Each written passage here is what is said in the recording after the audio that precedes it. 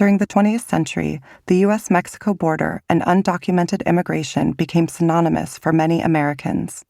And how could it have been otherwise? Almost all of our national debates about immigration focus on the border.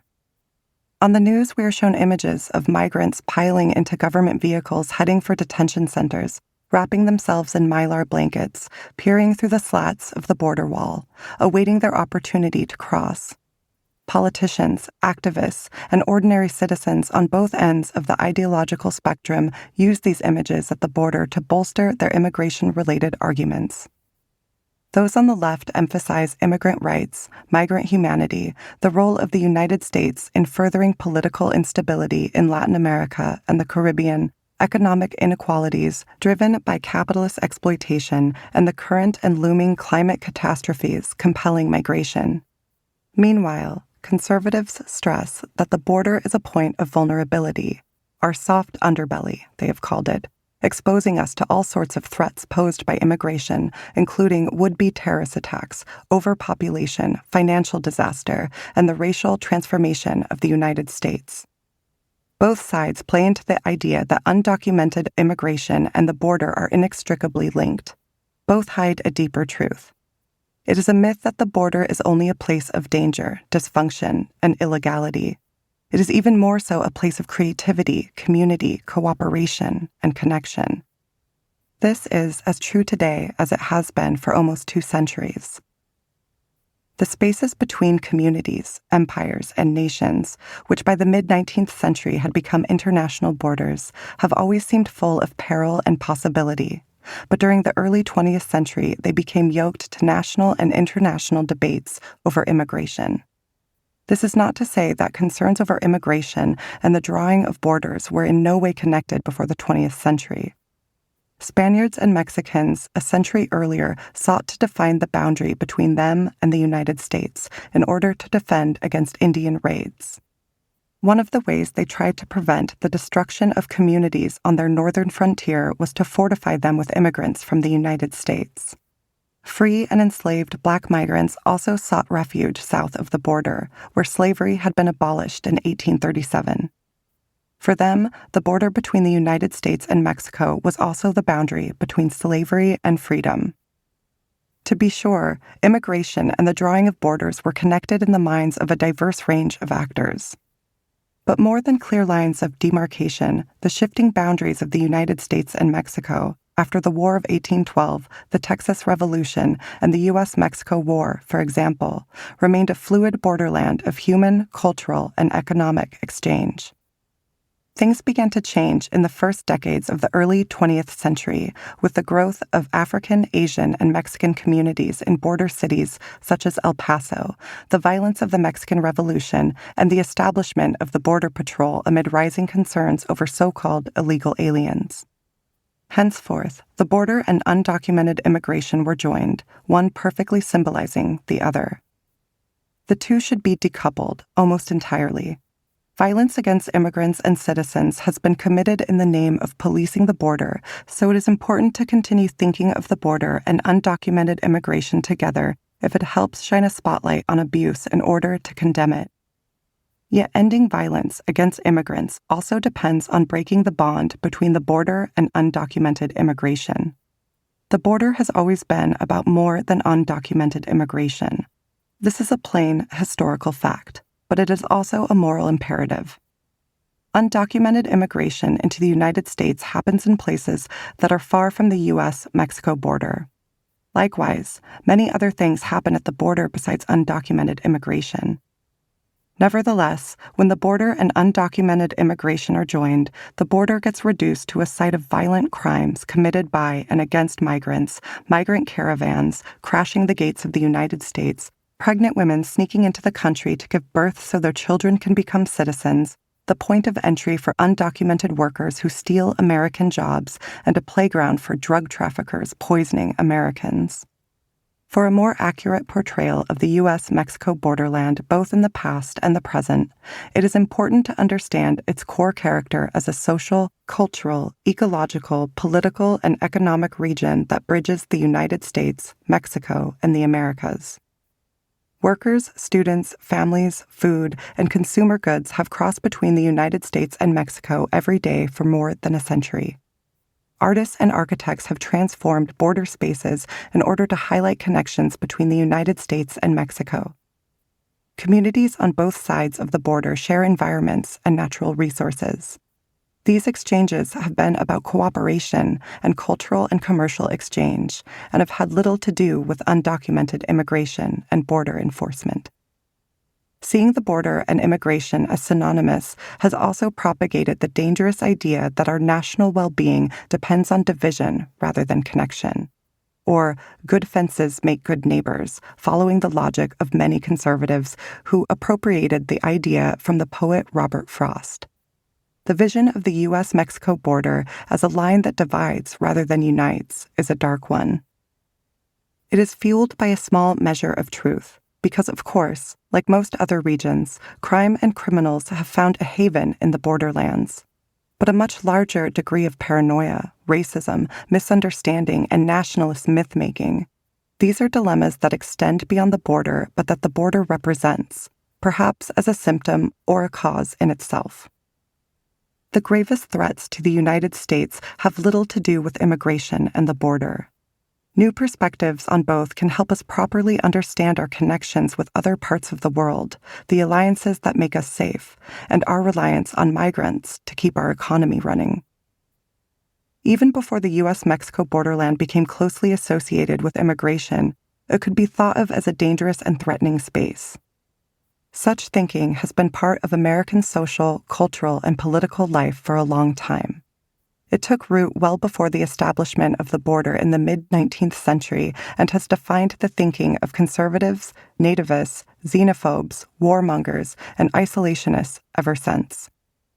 Today, liberals also call the borderland a dangerous and threatening space when conservatives force them to preen their patriotic, America First feathers and say as loud as they can that they, too, care about defending the United States.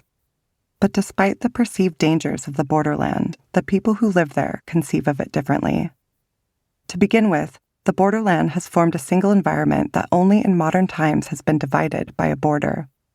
The Colorado River, approximately 1,450 miles long, flows from the Rocky Mountains in Colorado, south through Utah and Arizona, continues between Arizona and Nevada and California, and then crosses into Mexico at San Luis Rio, Colorado, where it empties into the Gulf of California. For centuries, Mexican ranchers and farmers have depended on the river's water in order for their cows to eat and crops to grow. The borderland has also been home to flora and fauna found on both sides of the international divide. The Rio Grande, or Rio Bravo, as it is called in Mexico, accounts for more than half of the entire length of today's southern border.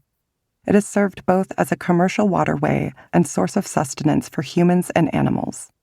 Lands in Texas and Chihuahua encompass the Sierra Madre mountain range and extensive desert grasslands.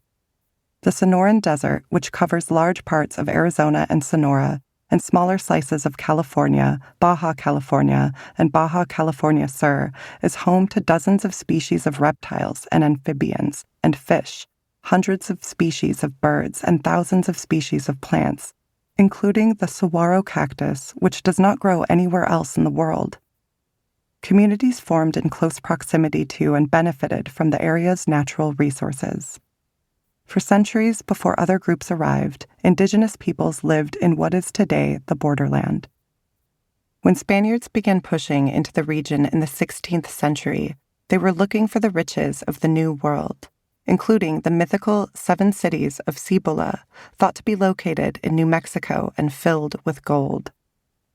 Over the course of hundreds of years of exploration, conquest, and settlement, Spaniards brought African slaves into the region and held Native Americans as captives, lovers, and family members. They established a frontier society and institutions, including military presidios and Catholic churches, which promised peace and threatened violence. Despite the growing presence of settler societies, for much of the Spanish period of the Southwest, which lasted from the 16th through the early 19th centuries, indigenous nations such as the Comanche and Apache held the balance of power. Even into the Mexican period, after 1821, when Mexico won its independence from Spain, their raiding practices gave Mexican settlements a tenuous hold on the new nation's northern frontier. Indigenous power and autonomy in the borderland diminished significantly when the United States, often with help from Mexicans and Mexican Americans, waged brutal campaigns of extermination against them. In the first decades of the 19th century, immigration into the borderland by families from the United States, such as the Austins and the Houstons, who set up colonies for slaveholders, who brought their chattel with them into Texas, loosened Mexico's grip on its northern provinces. The result was something that historians have called a race war between Mexicans and Anglo settlers in Texas, which resulted first in the Texas Revolution, next, the formation of the Republic of Texas, and finally, the annexation of Texas by the United States. The war against Mexicans in Texas and elsewhere was bolstered by animosities toward them that had to do with old ideas about the backwardness of Spain and theories of racial degeneration caused by race mixture. The conflict in Texas foretold what happened in short order throughout the region. In 1846, the United States instigated a war that only 2 years later led to the signing of the Treaty of Guadalupe Hidalgo on February 2, 1848, which annexed half of Mexican territory, including California, Arizona, New Mexico, and parts of Nevada, Colorado, and Utah. With the ink of a pen, an estimated tens of thousands of Mexicans became U.S. citizens. Teams of surveyors from the United States and Mexico drew the border, placing sporadically throughout the desert piles of stones that became the only indicators of where one country began and the other ended. As the U.S. government and corporations became more established, presences in the borderland, the effects on indigenous and Mexican peoples were profound. The establishment of the border by treaty meant that indigenous communities that had lived in the borderland for centuries were divided in two. Apache, Yaqui, Kickapoo, and Tohono O'odham Indians, among others, lived on both sides of the new border. For the most part, the international line meant little to them, and they continued to cross it freely to move between different villages, gather for religious ceremonies, and visit family members. But over time, even if they identified as members of the same tribal nations, they became alienated from one another. Indians on one side confronted what it meant to be indigenous in Mexico, and on the other they negotiated their relationship to the United States. Many lost their native languages, and some left their homelands to live in the new cities of the borderland. Americans attempted to police the movement of native peoples by placing them on reservations, but they in no way tried to stop the migration of Mexicans across the newly drawn border. To the contrary, Mexicans, especially after the Chinese Exclusion Act of 1882, which excluded Chinese as a matter of law if not practice, became desirable and exploitable laborers who dug mines, extracted minerals, built railroads, and harvested crops. Nothing about this changed until well into the 20th century. Borderland cities themselves were created by the border, which acted like a magnet for transportation linkages, trade networks, and new immigrant communities. Railroads in Mexico and the United States connected at the border in the 1880s. The railroads carried people and food and consumer goods from the Mexican and U.S. interiors, where they were unloaded and reloaded onto trains on the other side and continued their journey into the neighboring country. Smaller offshoots of the major lines linked local mining areas to provision miners and the small communities that grew around the mines. Businesses opened on both sides of the border to service growing cities such as San Diego, Tijuana, Nogales, Arizona, and Nogales, Sonora, and El Paso, Ciudad Juarez, which by the end of the 19th century had many thousands of residents. Mexicans, Native Americans, African Americans, Chinese, and many others settled together in the border region. They were not treated as the equals of white settlers, but neither was their migration to and settlement in the borderland prohibited. Immigration and the hardening of the U.S.-Mexico border had not become part of the same conversation. Even in the first years of the 20th century, America's immigration problems were elsewhere. The U.S. government was more preoccupied with the poor Europeans amassing at Ellis Island or the politically radical Europeans sneaking into the United States across the U.S.-Canada border. It was also more concerned with the incorporation of Puerto Ricans, Cubans, and Filipinos after the Spanish-American War. Some attention turned toward the Mexican border when the violence of the Mexican Revolution threatened to spill across it. The U.S. military put up barbed wire to prevent Mexican soldiers from stealing livestock, and it established some of the region's first military bases.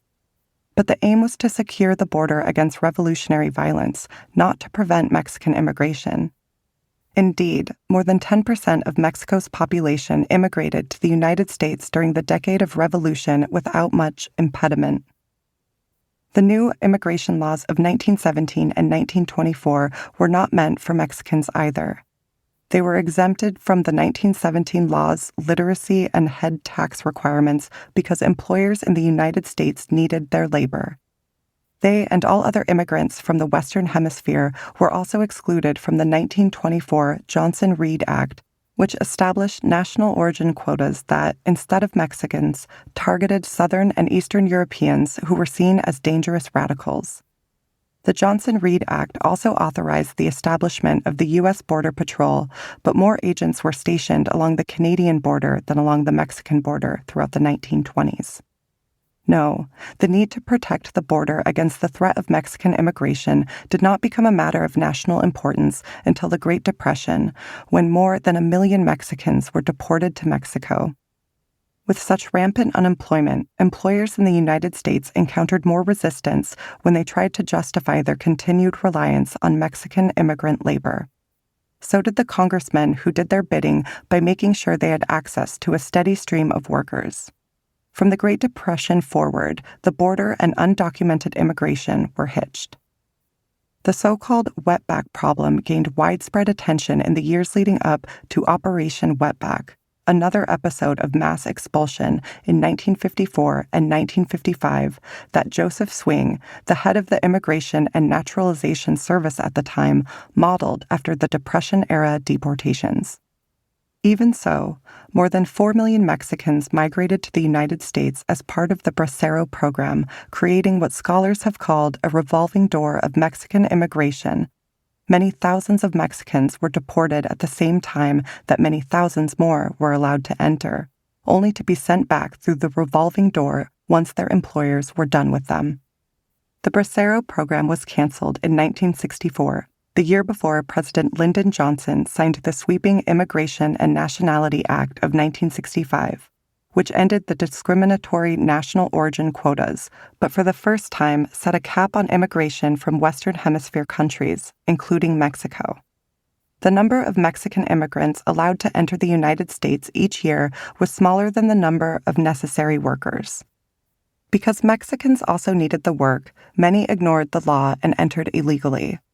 Almost continuously from 1965 until the end of the 20th century, the number of undocumented Mexicans arriving and settling in the United States grew, which fed the anti-immigrant frenzy we are still living with today. The immigration debate began to focus almost exclusively on the border. More Border Patrol officers were sent to police the international line. Chain-link fences were replaced with helicopter landing pads used by the U.S. military during the Vietnam War. Congress began debating several comprehensive immigration reform bills that included fines levied against employers who knowingly hired undocumented immigrants, a pathway to citizenship for certain immigrants, and increased financial support for the Border Patrol. These provisions were codified in the 1986 Immigration Reform and Control Act, signed by President Ronald Reagan in November 1986. At the same time, vigilante organizations claimed that the U.S. government had failed to defend the border against undocumented immigration, so they took matters into their own hands. Klansmen, including David Duke, patrolled the border, and ranchers detained and tortured Mexican immigrants crossing their land. Like the vigilantes, states also said they would step in to defend the border and punish undocumented immigrants because the U.S. government had failed to do so. Californians passed Proposition 187 in 1994. If it had not been deemed unconstitutional, The bill would have denied public education, healthcare, and other social benefits to undocumented immigrants. Other states, as well as the National Republican Party, promised to follow California's lead. The anti-immigrant mood deepened, and calls for increased border defense only grew louder after 9/11, when conservatives argued that dangerous immigrants, terrorists even, could enter the United States across the Mexican border.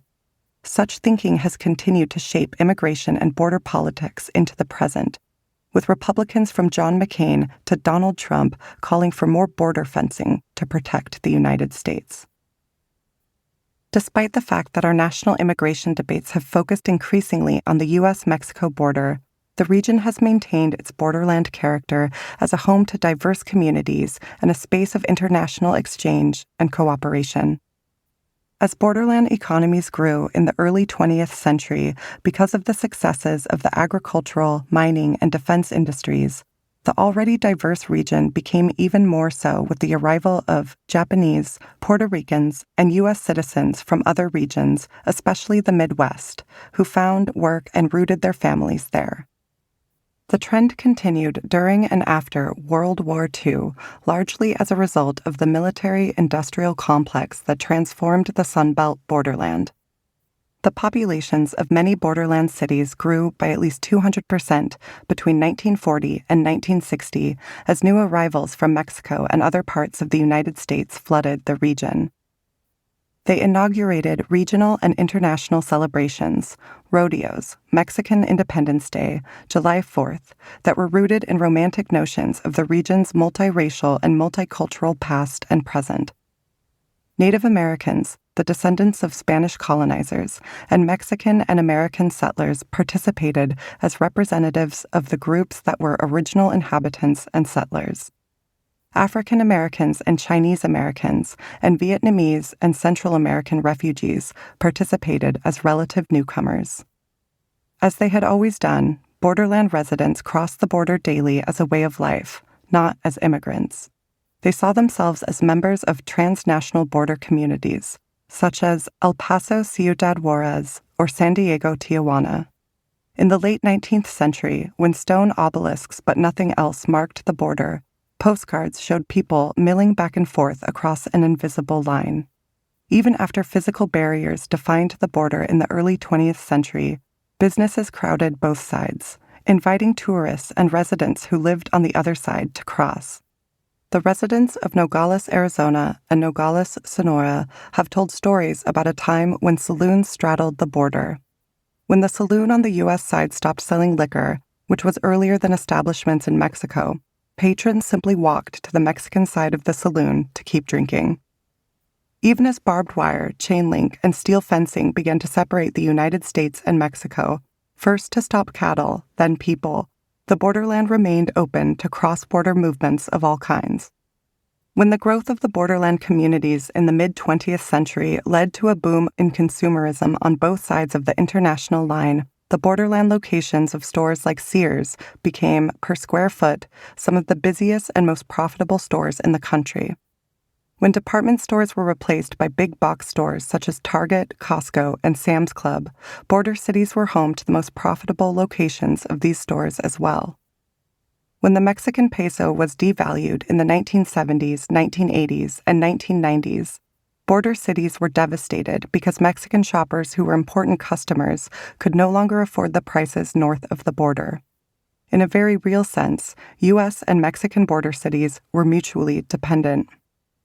Mutual dependency also described the post-war labor and educational landscapes of the U.S.-Mexico borderland. Hundreds of thousands of borderland commuters, workers who lived in Mexico but held jobs in the United States, entered California, Arizona, New Mexico, and Texas as domestics, blue-collar workers, and educated professionals. Students from kindergarten through college crossed the border to go to school. Mexicans with means sent their kids to institutions of higher education, such as the University of Arizona, where they studied agriculture, engineering, business, or law, then returned home to northern Mexico and became part of the regional elite. Sometimes, parents bought second homes north of the border so they could visit their children and shop in the malls that began to pop up in the 1960s. the border was more about profit than immigration restriction. It was also about finding solutions to shared environmental and political challenges. The International Boundary and Water Commission, in consultation with communities on both sides of the border, built dams to manage the flow of water to the region's agricultural fields. U.S. and Mexican government agencies worked together to control the outbreak of disease among cattle because pathogens cross borders freely. Scientists at universities in U.S. and Mexican border states collaborated to solve the region's aridity, including through unrealized proposals to desalinate water from the Gulfs of California and Mexico in order to make it drinkable. In 1964, Lyndon Johnson and Mexican President Adolfo López Mateos settled a decades-long conflict that arose when a stretch of the river near El Paso actually switched course, moving several miles to the south. Mexico claimed about 400 acres of the disputed land, and the United States claimed almost 200. The United States established the Chamizal National Memorial 10 years later, in 1974, which became a symbol of international diplomacy and conflict resolution. The shifting course of the river underscored how nature drove politics and diplomacy, not the other way around.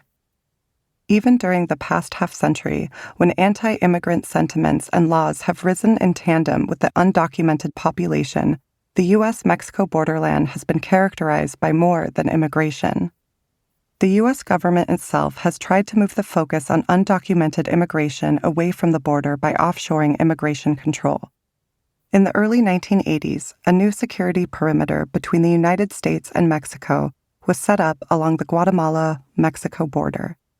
Mexico entered into an agreement with the United States that Ana Mignon described as a Faustian bargain, whereby the Mexican government would crack down on Central American migration through Mexico in exchange for the U.S. government's continued acceptance of Mexican immigrants. The crossing has become increasingly dangerous for Central Americans, but when they can be apprehended before reaching the U.S.-Mexico border, U.S. citizens do not have to experience the discomfort of their presence. In addition to the non-immigrant students, shoppers, truck drivers, and tourists who cross the border habitually, no group of borderlanders has more creatively challenged the idea that the border is primarily about undocumented immigration than artists and architects. For them, the border has been both a canvas and a laboratory for experimenting with new forms of urban art, housing, and design. They have insisted on cultural hybridity and transnational connection as the borderland's core identity. For example, the performance artist Guillermo Gómez Peña, who founded the border arts workshop Taller de Arte Fronterizo, BAWTAF, in 1984, combines English and Spanish and mixes symbols, metaphors, and religious imagery from the United States and Mexico.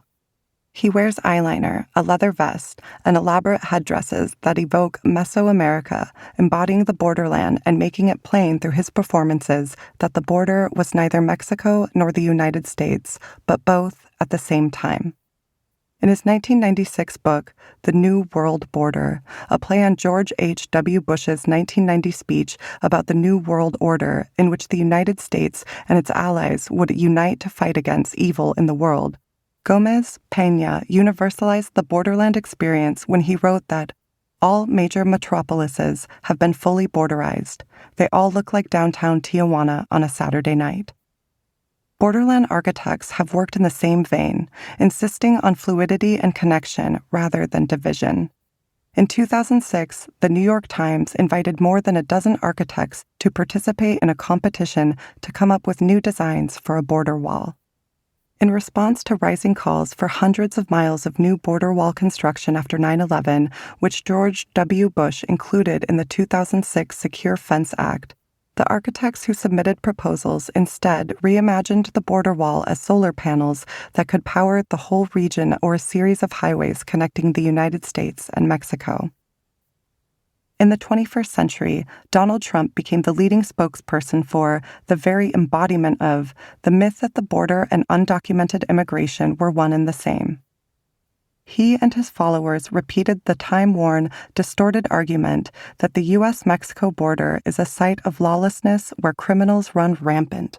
a point of vulnerability that exposes the United States to national security threats, and the international crossing where racialized others pour into the country, contributing to the fraying of our social fabric and making the United States a brown nation instead of one defined by the patriots who fought in the American Revolution, many of whom, by the way, were also brown and not necessarily from Europe. Trump argued that the construction of border walls, the prevention of undocumented immigration, and the maintenance of national identity were mutually reinforcing projects. During his 2016 campaign, he tweeted, "If we have no border, we have no country." And when he adopted the slogan, "Make America Great Again," many Americans heard him to be saying that he wanted to make America white again. To him and his followers, the border was the physical symbol of national sovereignty and identity, which depended on stopping undocumented immigration. The connections they made among border enforcement, the rule of law, and the preservation of national identity relied on racist ideas about Mexicans and Central Americans who were rapists, murderers, thieves, and invariably members of gangs like the Mata Salvatruchas, also known as MS-13. The conflation of undocumented immigration with the need for a border wall is representative of how many Americans think today, and their thinking is wrong. Much immigration and border enforcement does not even happen at the U.S.-Mexico border. Instead, it takes place deep within Mexico or at interior checkpoints on the U.S. side of the border, where Border Patrol officers search vehicles to ensure that all inside are in the country legally and that they are not carrying contraband with them. It also takes place in American cities as immigration and customs enforcement, ICE officers, raid homes and workplaces, evincing Gomez Peña's point that all major metropolises have been borderized. As many as half of all undocumented migrants in the United States entered legally and overstayed their visas, entering by boat or by plane in addition to crossing by land. All of these things together expose the fact that the border as Trump saw it is little more than a symbol of national insecurity, of the xenophobia of many Americans living far from the border, of our government's habit of blaming others for problems of our own making, or of problems that do not have easy fixes. As the symbol of all U.S. efforts to curb undocumented immigration, Trump's border wall was an expensive one.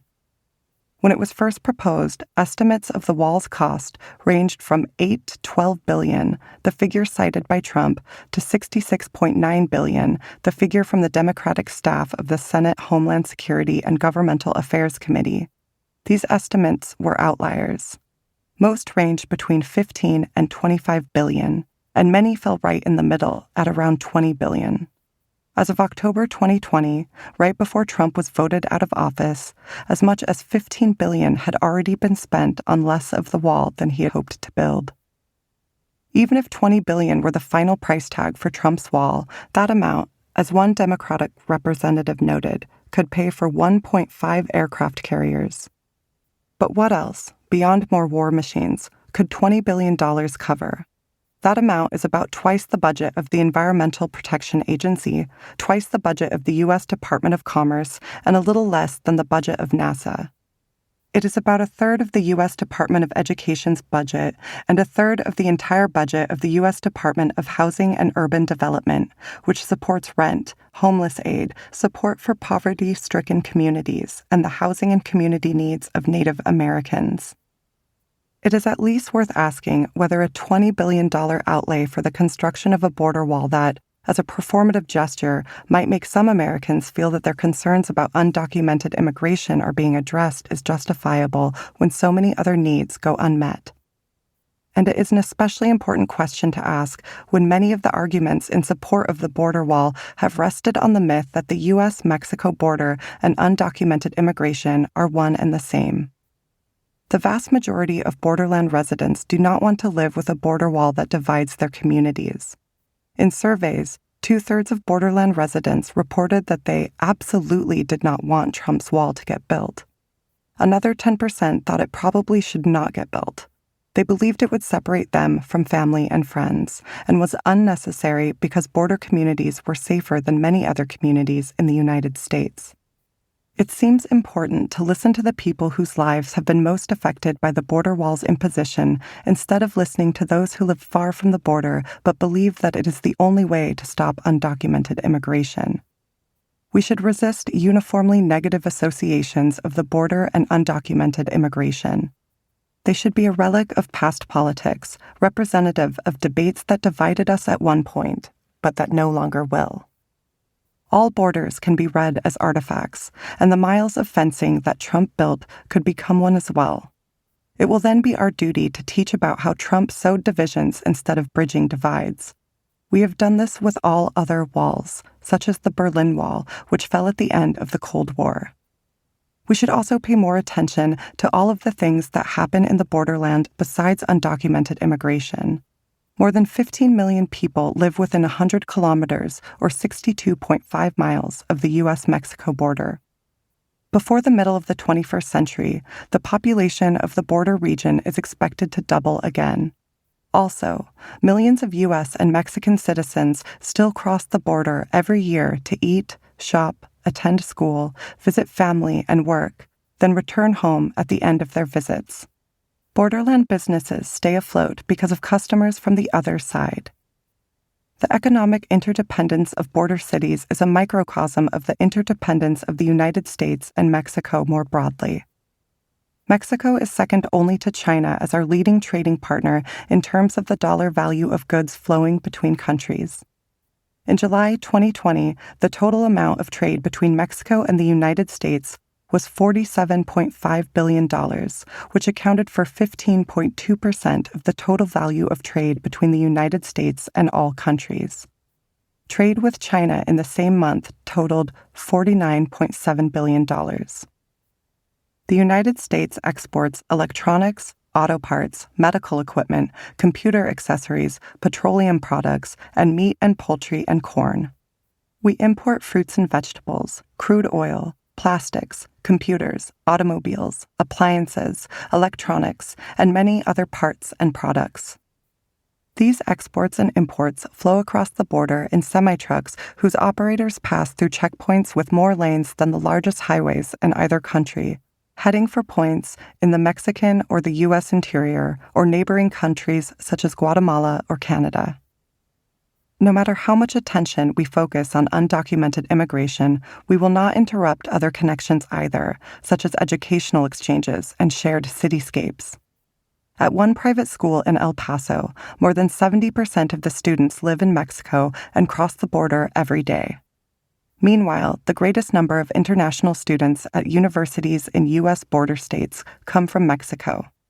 Thousands of Mexican college students cross the border to attend classes at San Diego State University, Arizona Western College in Yuma, or the University of Texas at El Paso. They wake up early and wait for hours in long lines. As they approach the border, the cities they leave and the cities they enter appear to be joined. Buildings clump together and thin out the farther they are from the border. These exchanges are entirely unremarkable because they take place every day. The fact that they are so mundane means that it is possible to take them for granted. Their scale is massive, but we hardly learn about them because politicians have used crisis-driven news cycles to focus our attention on undocumented immigration instead.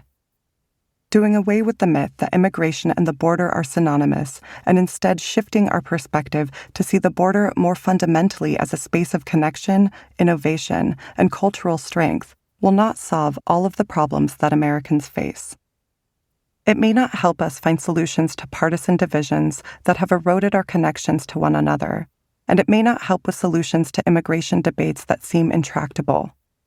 But it could help us recognize that our obsession with building and policing the border has scapegoated immigrants and displaced anxieties about imperial and national decline, economic fragility, and demographic change, for which immigrants are blamed but do not bear the responsibility.